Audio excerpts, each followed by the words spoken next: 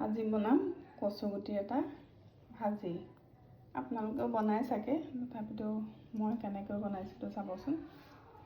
তাৰ বাবে মই লৈ লৈছোঁ 2টা বিলাহী কাটি লৈছোঁ, এটা পিঁয়াজ, অকণমান নহৰু বাটি লৈছোঁ আৰু এটা নৰসিংহৰ কেইটামান পাত লৈছোঁ বাৰু। নিমখ হালধি লাগিব আন্দাজ জোখতে। এতিয়া প্ৰথমতে মই কেৰাহীখন তুলি লৈছোঁ আৰু ইয়াত অকণমান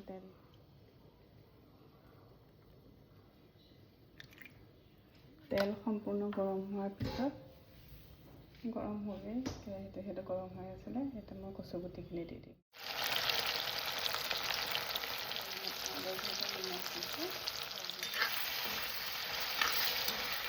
তাৰপিছত মই কাটি থোৱা বিলাহীখিনি ইয়াত দি দিম।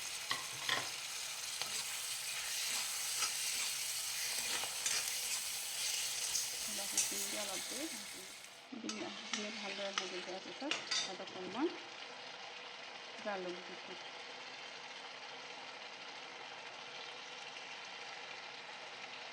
ইয়াত অকণমান জালুক নহ'লে টেঙা দিলেও ভাল লাগে দেই। জালুক দিলে টেঙা নিদিব, টেঙা দিলে জালুক।